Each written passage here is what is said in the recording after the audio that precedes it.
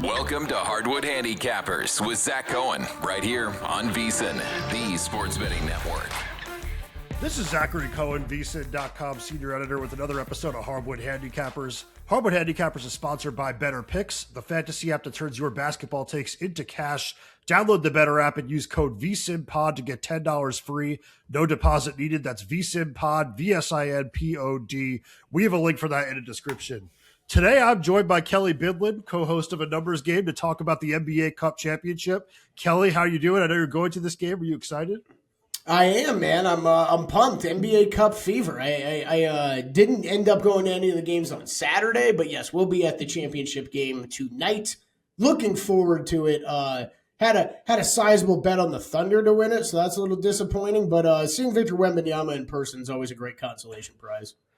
Yeah, I stared at that Thunder price for like 2 straight days, and I just ultimately backed off thinking that like there's got to be something here that I'm missing, that everyone in the world is going to take OKC, and I was just scared of when they were going to lose. I didn't know if it was going to be in that semifinals game. I mean, they were double-digit favorites against the Spurs, but that was an awesome performance by San Antonio, and I think a little bit troubling for OKC. Not like the most dooming thing in the world, but just another game where I think that we saw them struggle a little bit with physicality and kind of like a playoff setting. Did it concern you at all as a Thunderbacker long term? No. I actually think that's interesting where you were going there. I was more impressed by San Antonio than I think disappointed in OKC. I mean, this is where everybody who's betting the season long props and everything, like it's a long season. There's games that are gonna. I mean, sure, did it look like they got a little tight kind of down the stretch in the fourth quarter and honestly just affected by Wembanyama's presence? Yeah, 100%. I think Shea was forcing some things offensively, didn't force some things when he probably should have. It wasn't great, but I'm honestly more impressed with what I've seen out of San Antonio, I think, here recently than I was really disappointed in Oklahoma City. Yeah, it was impressive by San Antonio. I should, give all of the flack to OKC and not give the Spurs their credit. The Spurs deserve a ton of credit. I guess it was just, I think it looked a little bit like last postseason and the postseason before with OKC, yes, where the game gets a little bit tighter, a little bit slower. Teams are able to guard Shea a little bit more, and teams are allowed to kind of match the physicality of OKC. And I think that brings out a different game for them. That it's still a game that I think that they're favored to win. I think they're the favorites to win the NBA title. I said this yesterday, but I do think it's going to be a little bit closer than other people think, because I said this yesterday as well. Like, I think that we phrased the question of like who's going to win the NBA championship with, can anyone beat the Thunder? Mm-hmm. And I don't think that that's fair to teams like the Nuggets and the Rockets and maybe the Spurs now, who have definitely entered the conversation in the West a little bit.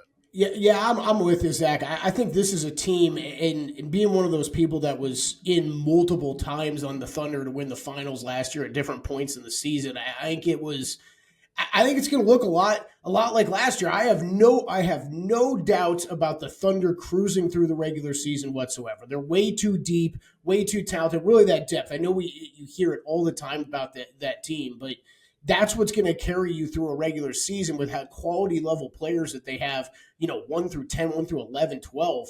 I have no concerns. I am extremely confident they will finish with the best record in the NBA, and it's not even really going to be close. But Zach, I think that's a great point by you. I think some of the problems that we saw, hurdles that they had in the postseason last season, showed up a little bit in that Spurs game. And I'm with you. And I think that is I'm going to be a guy who's not going to be nearly as aggressive with Thunder futures bets this year, because I think the postseason is a different animal. We saw that last year. This team's going to continue to mature and get better with some of their younger pieces. But man, I think there's once you see Shea starting to slow down on the offensive end, they quickly become one of those teams of, okay, who's going to be the next guy that steps up? And Jalen Williams and Chet Holmgren, I just don't know are completely there as you can count on them 100% of the time, at least to go get their own shot, create their own shot, right? Yeah, and I do agree with you. Like, I do think they're going to cruise this regular season. I think that it's still very much within the realm of possibility that they break the record. Like, I don't think that that's out of the question at all. Like, they are just so talented, so deep, and so well coached that I think that there's an intensity they bring as well, every single night, that I do think that there's a very good chance that they still win 74+. It's just once we get to the playoffs where I start to have some doubt. Yep. Yeah, I'm with you. I don't. This wasn't even the game plan, man. How some NBA Cup pod somehow it becomes a Thunder pod. This is all my fault. Sorry, man. I'm sorry. We're almost Thunder, there. Thunder we'll talk about all year. We're almost there. I just want to quickly recap last night that we're getting into the NBA Cup. I did have my first losing night in a while, so that was a bit of a bummer. But some of the big takeaways that I noticed, I don't know what you have. I'll throw it to you as well. But Cooper Flagg becomes the youngest player in NBA history to score 40 points in the game. Pushes out now to minus 190 to win Rookie of the Year. I've been saying for like a week or two now that he just is kind of moving different. Like the way that he is scoring, it's a lot easier. I just think that the game is really slowing down for him. And I think that he's starting to realize just how good he is offensively, which is something I don't even think he realized at Duke. So I think that it's the NBA spacing, the style of play. And I just think that overall, like the work that he's done on his game, I think that he's now starting to separate himself quite a bit in that conversation, which is, fine for me because I did end up getting down on Flagg to win, a couple weeks ago, but I also have, shots on Ace Bailey and Derek Queen a little bit further down the board. I think those are losers. I think if Flagg stays healthy, he's going to end up winning.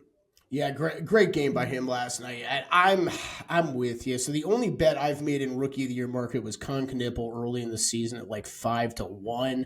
I'm not sure. I'm not sure what I'm going to do here, Zach, but I've been thinking about it for about a week too. Where it's, I think Flagg's good. I think he's back to looking like he's going to run away with this award, and minus 190 might be the best price that you're going to see the rest of the season. I know it's silly to say, sounds silly to say on December 16th, but we saw the other guys make their case. I think we've seen, the VJ Edge comes of the world drop off just a little bit, just. Even, I mean, it's so much is going to be asked of Derek Queen to keep up that level of play, Con Knipple as well. I don't know. I think it's going to be Cooper Flagg in the end, and minus 190 might be the best price you're going to get. Yeah, I think the problem with Queen is just like it's 2 out of every 3 nights he plays really well, and then that third night, like he just does absolutely nothing. And it's not necessarily his fault. Like they just have a really weird roster for him. Like he's playing next to Zion, who is probably best as a small ball forward. They do like Yves Missi now, and it's just like you just don't know what you're going to get in terms of role from him every single night. Flagg is going to be the top dog on the perimeter every single night for Dallas. Yeah, I mean, I think that's a great way of putting it, right? These are, despite them playing on crappy teams, Derek Queen and Con Knipple, right? Like they are not going to be the first guys who get the option right offensively, and you're not really going to be the first or second guy usually on those teams. So that creates an extra hurdle. It'd be one thing if they were that dude who was chewing up all the usage, but yeah, I'm with you, man. I think it's looking more and more like Cooper Flagg here. Yep. All right, moving along. Another impressive performance for me was Pistons beating the Celtics 112-105. A game that I did back Boston. I mentioned the 3-point discrepancy being something that I thought would be a huge, advantage for the Celtics. But, the Pistons actually knocked down 13. The Celtics only made 10, and Detroit did it on fewer attempts. So they actually outshot Boston in what I thought was one of their biggest performances of the season. I mean, they have some really impressive wins, but going into Boston, beating, a Celtics team that has been playing well, I thought that was a very mature playoff style win for this Pistons team, and one where, Cade looked great again down the stretch, and a player that, maybe we don't talk about this, market enough, but looks like he's going to win Clutch Player of the Year.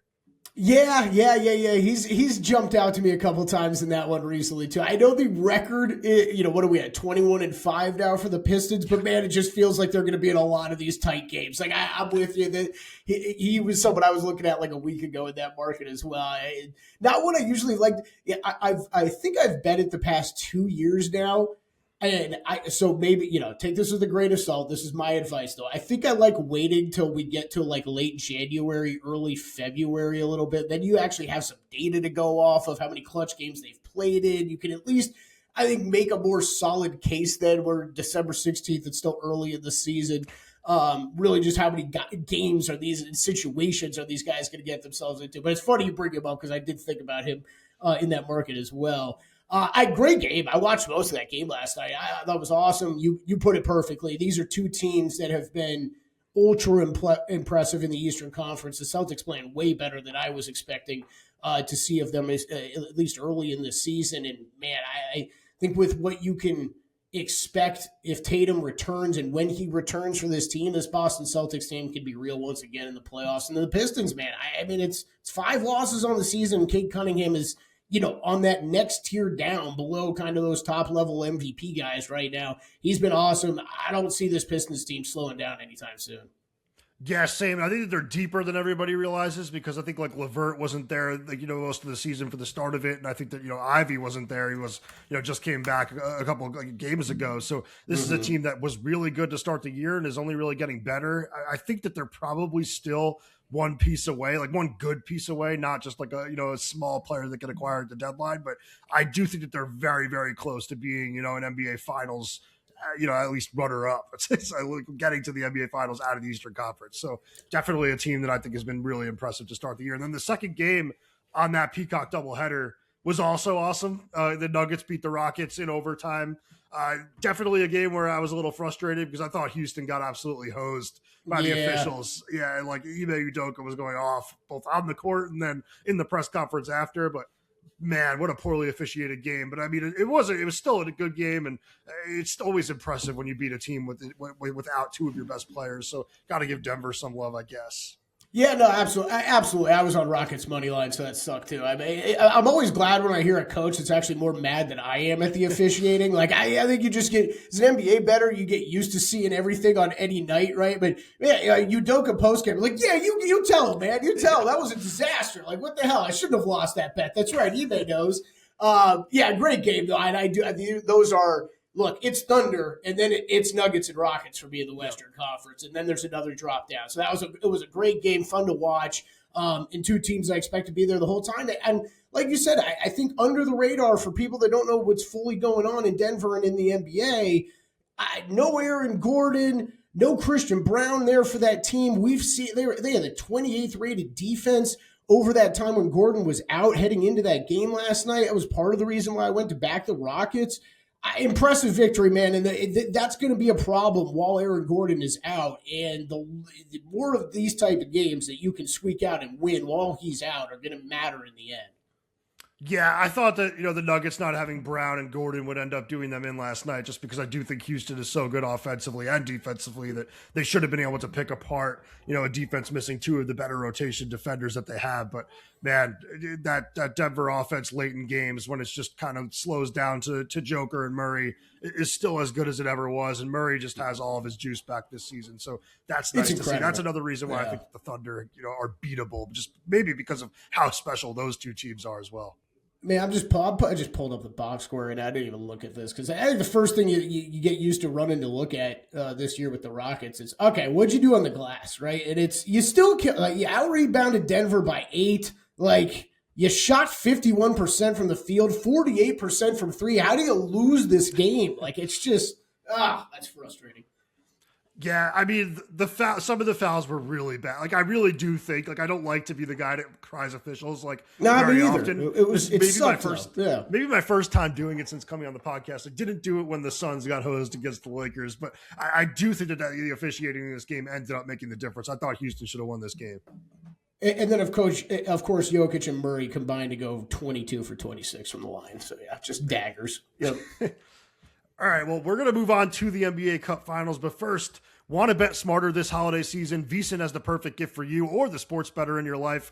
Right now, you could take advantage of our holiday special and get VSiN Pro access through May 1st for just $79. That gives you everything we do, including daily best bets from VSiN hosts and guests, real-time betting splits on DraftKings and Circa, AI-powered prop tools and weekly wide receiver cornerback matchup edges, 24/7 video and full show replays on the VSiN Watch app, complete coverage of every major sport through the spring, from football and hoops to March Madness, the NFL Draft, and the Masters. Plus, you'll get all of our postseason betting guides and expert picks, including our college football playoff guide and the Super Bowl guide. Don't miss this limited time holiday special. Head to vsin.com/subscribe and unwrap your betting edge. That's vsin.com/subscribe. All right. NBA Cup Finals time. It's the Spurs taking on the Knicks. This game tips at 8:30 p.m. Eastern. As of right now, recording this at 9:30 a.m. Eastern on Tuesday, December 16th. DraftKings has the Knicks laying 2.5 points. Totals 234.5. Money line price for the Knicks is -142. For the Spurs, it's +120. Kelley, I'll roll it out to you first. What do you have here? Well, just seeing come down 2 injuries for tonight. None listed for San Antonio, and then Deuce McBride and Landry Shamet out for the Knicks. So I don't think any huge surprises there, but just wanted to update. I'm on the Knicks money line, Zach. Maybe larger than I'm comfortable with. Honestly, this is. I thought this line was very interesting on open. Yeah, you're talking 2.5. We saw this open up at Knicks and Spurs. We saw Knicks Magic close 4.5, 5. Very tough for me to get to this number on the Spurs compared to where the Magic were at. I know the Magic were without Franz Wagner, but you're talking about the Spurs team working in Wemby. We saw him only play that 20 minutes last game. That's going to be the major question heading into this game, right? How many minutes is Victor Wembanyama going to play? I would expect an increase from last game, Zach. I don't know if you have a better read on this than me. I would expect an increase, but I don't think it's going to be drastic. I do think the Spurs team is, and even just listening to Mitch Johnson the other night, like they're very aware of what he means for the long term. And while this would be a great thing to win and go out there and say that you accomplished early in your career, I don't think they're willing to push it too hard with him. So I guess I'm going to say 25-ish minutes is probably where I expect him in that range tonight. But it sucks to say, but that's going to be the key, right? If we all knew that ahead of time, I really think you'd have a better idea how to handicap this game completely. But if you're penciling any limited with Victor Wembanyama, which I think we get, this line is just a little off to me. There are, look, the same record both of these teams enter this game with, but when you go in deep dive into the stats, it's just different. Since November 22nd, Knicks 9-2, plus 12.4 net rating outside of garbage time minutes. That's second in the NBA. They got the third best offense over that time, 8th best defense. It's been incredible, and especially their offense just keeps playing better and better. I thought that was one of the better offensive games that I'd seen out of the Knicks in the semifinals ever since this kind of group had come together. So if they can keep that rolling, I don't know that San Antonio has enough to really stop them. And just to cover it up, San Antonio 7-3 over their last 10, that same time range. What's the difference though? 7-3 versus 9-2. They're a minus 0.4 net rating. That's middle of the pack net rating over that time. Now, a lot of those games without Victor Wembanyama, though, most of those games. So keep that in mind.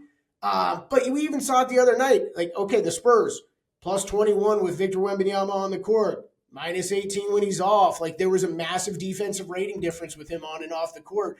I think with what the Knicks are going to be able to throw at San Antonio this entire game offensively, it's going to end up being too much.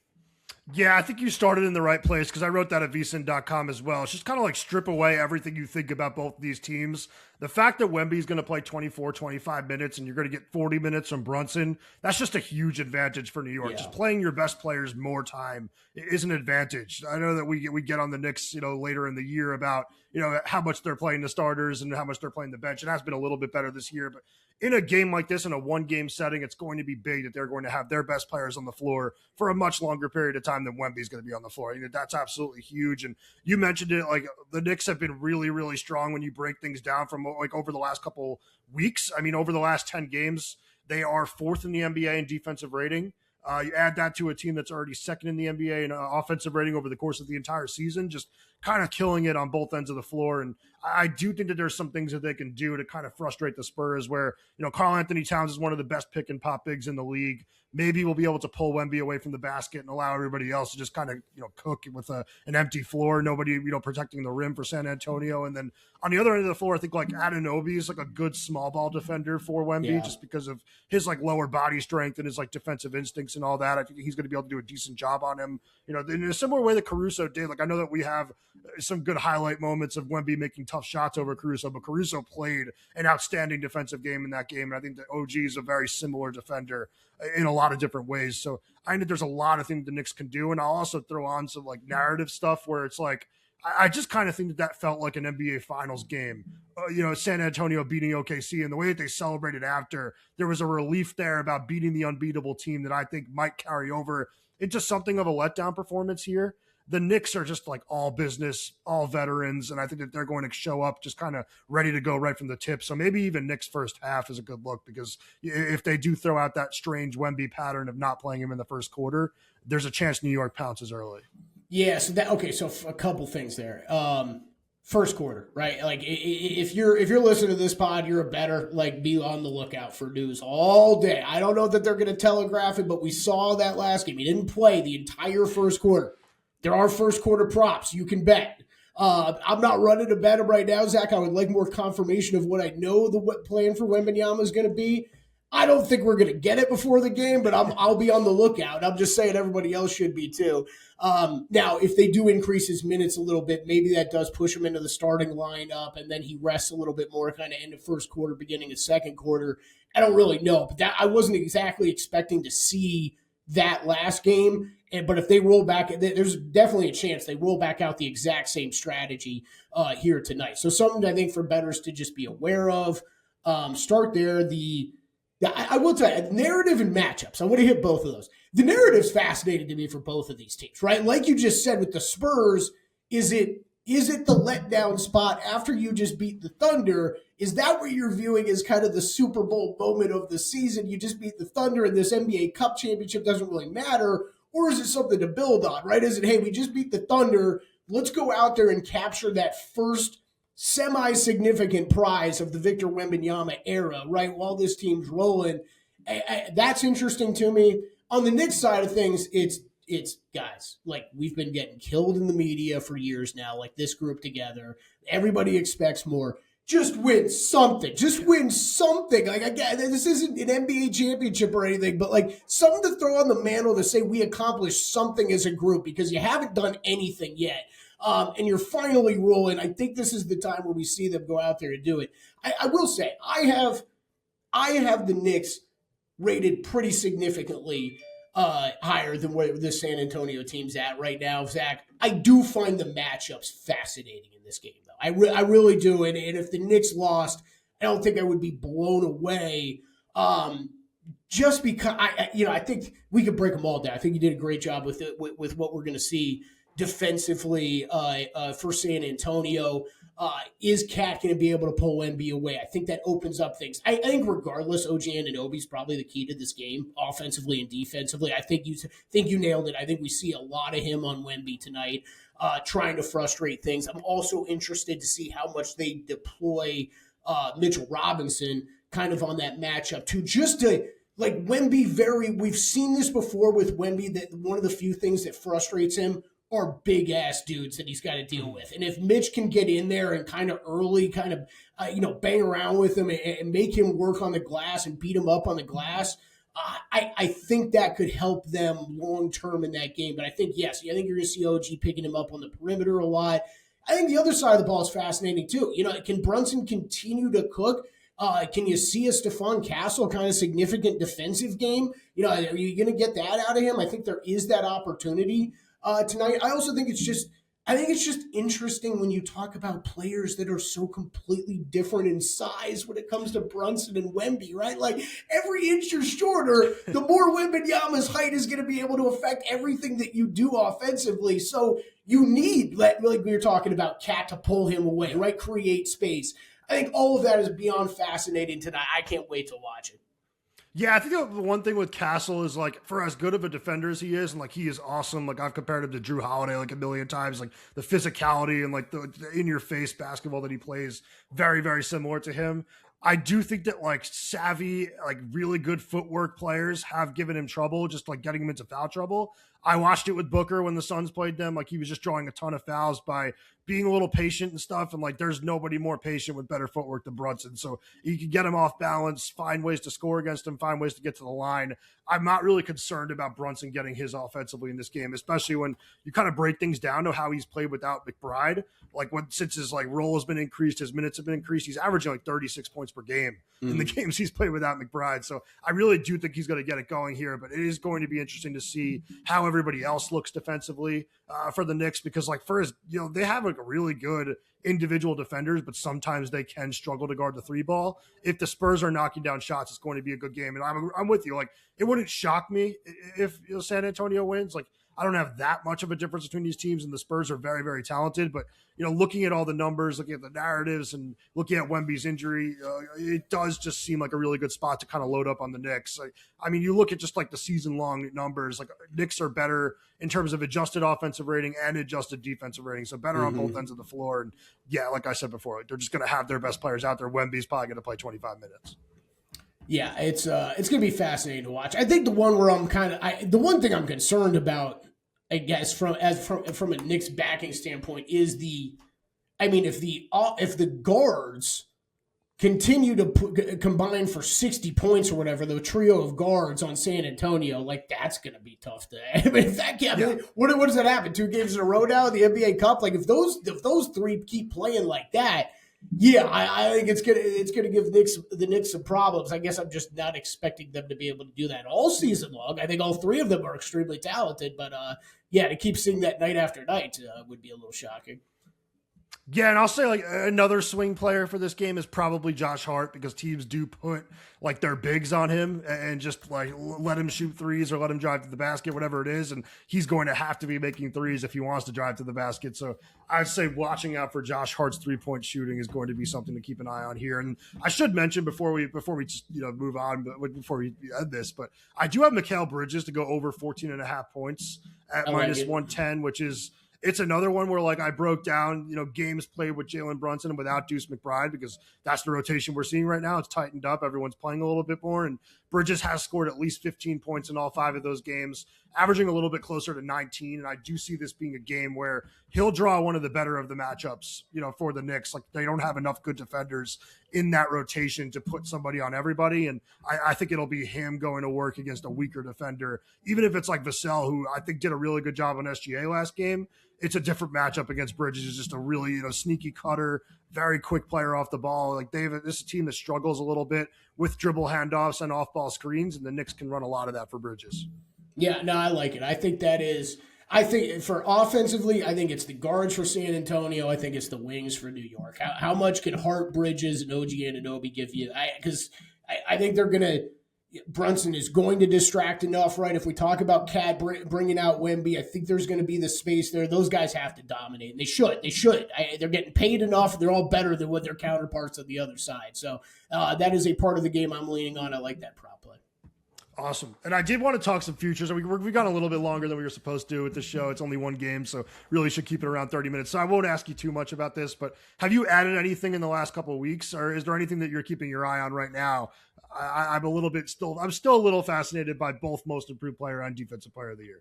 I was going to say, now nothing else that I've added. Austin Reeves most improved was the last thing. I brought this up on the air yesterday, though. I think if I was currently looking at the market, he's probably still the guy I'd want to play. But with him being out, Zach, I think you can just wait and let this number drift a little bit and then jump in if you want. If you're still interested in playing him. Defensive player of the year. Like, help me out here, bro. Like, I think this is like the second or third time you and I have talked about this, but like, I think it's such flimsy favorites at the top. I just don't know where the bet is on the board. I think we've had the same conversation 3 times. I bet Jalen Suggs early in the year, like 150 to 1. He's not going to play enough games now, it looks like, to qualify. So don't go do that. But like Jets plus 150, like the man could go down with an injury at any time and like be ruled out of this by the end of the year. Wemby's plus 350. It's going to be a miracle if he hits the number of games played that he needs to qualify for this award. Like I don't know, man. Like, where do you think the bet is right now? Because I think there's value beyond those top 2 names. Yeah, I'll just quickly throw out for most improved player. Like, I feel like I missed the boat on Denny, and now I'm a little bit bummed. And I have Reeves as well. Thanks to Drew Dinsick, he did a really good spot on your show. Kind of profiling why he was a good pick, and I ended up jumping on that and then giving it out the next day here. But I think the Keontae George is the player that I'd be looking to add right now, just because he's been absolutely scorching over the last couple of weeks now. So I think that he's got a chance there. I think that if you missed out when I gave that out at 25 to 1, I think that even at the number now, it's playable. But there is a big drop off after George, and it's definitely looking like it is Denny's award if he plays well the rest of the season. Defensive player of the year, it's really tough. I think that you were onto something when we talked about Bam, because I think if you break down like defensive EPM this year, like the best non-Thunder player and the best non-Wembanyama player, which is actually a larger qualifier than you would think because OKC has like 7 guys in the top 10 for defensive EPM. But that is Bam right after Nehemias Queta, who I don't think is going to win the award. So I think that Bam's got a really good kind of resume for it. And I do think that that's very interesting at plus 800. I think that the other guy that's worth a look is Rudy Gobert, which it's like so boring. And I think so many people hate him that it might be impossible for him to win. But like I was looking the other day, like he's been one of the best defenders in isolation this season. He's got a really good, defensive EPM, not as good as it was when he was in his prime, not as good as it was when he won Defensive Player of the Year, 2 years ago, but like still a really good candidacy for a year where it's kind of wide open. Yeah, I keep going back to that too. Unfortunately, I think Gobert and Draymond are going to be there at the end of the year. I think Bam, Draymond, Gobert are going to be there at the end of the year, and I don't know if I think people are probably getting sick of hearing about that, but I think all 3 of them are going to be. I really wish Bam would eventually get recognized for his play, but I always wonder about the counting stats. Are they going to be there? They seem to affect the voting every single year with him, and I just don't know. I don't know if he's going to wind up with them. Like I liked that bet at a longer number, 8-1. I'm not really sold on making that. Yeah, I think that's fair, and especially like with the market the way that it is right now. It is wide open. Like there's still players like way down the list that can find their way up. So it's there's guys who can cross off too, right? Like I don't you can at least I'm not betting Evan Mobley right now, right? That's 22-1. Like I was just gonna say that, but it's like just the casual voter know that is like the way we do. I don't know. Like it's just it's weird to see him at 7 in a year that they're struggling defensively and struggling to win games, and he has been a big part of that. Like he has not been as good as he was last year. Mm-hmm. Yeah, I don't know. I'm trying to come up with names on the spot right here. Sar Thompson is still interesting to me too. I know I brought him up last time, like 30-1. I don't know if he can it's always tougher with perimeter guys than bigs. Like I know, but I think he's the defensive name on that team that would get a lot of the credit. He's way up there in the advanced stats too. He interests me a bit. Man, you're right. And then there's just a million Thunder players. It's incredible. Yeah. I mean, it's going to be a fun one to keep monitoring because I do think there's a chance that in a week or two, we see someone that it's kind of built up a decent case that was in the 100-1 range. And all of a sudden we're talking about that. Totally. Yes. Yeah. 100. And that's what I'm saying, right? There's a bet out there. I just wish I could tell you who it is. I really wish I could tell you who it is. If I had to make a bet right now, it would be Rudy Gobert. Yeah. I think that's where I am too. All right, well, we're going to recap our best bets for tonight. But first, I just want to say, if you think you can read matchups, rotations, and usage, prove it on Better Picks. Pick more or less on player stat lines and turn your basketball analysis into real money. Right now, use code VSiNPod to get $10 free, no deposit needed. Make 2 sharp picks and you can win up to 1,000x your entry. Live in 33 states. Download Better and get in the game. I talk about player props all the time on this show. I think that grabbing some, $10 free without having to put anything down is a really good move, especially when you get the multipliers and maybe you can hit some crazy payout. I don't know. I talk about props so much that going to a prop heavy website sounds like a really good idea. And free rolls are great. Love free rolls. Are the best. There you go. I love them. All right. Well, I'm playing the Knicks on the money line of this game, and I got it at minus 136 because I took it last night. I believe a little bit later than you took it, so you got a better price than me. And I'm also taking Mikal Bridges over 14.5 points at minus 110. Yeah, I'm on Knicks money line. I guess I'm expecting to see some Knicks money here today, but I think it would be a bet at 2.5 for me, Zach. It would be a bet anywhere out to 4.5 for me for the Knicks.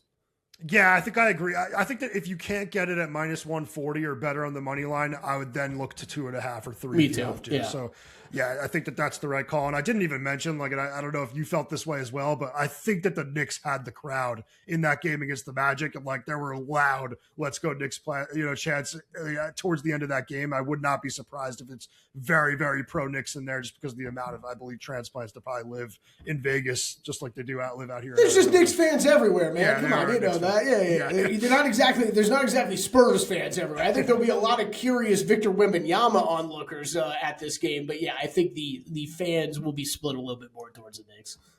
Yeah. All right. Well, I'm going to let Kelley run to a numbers game. I'm going to be joining him Thursday on the show.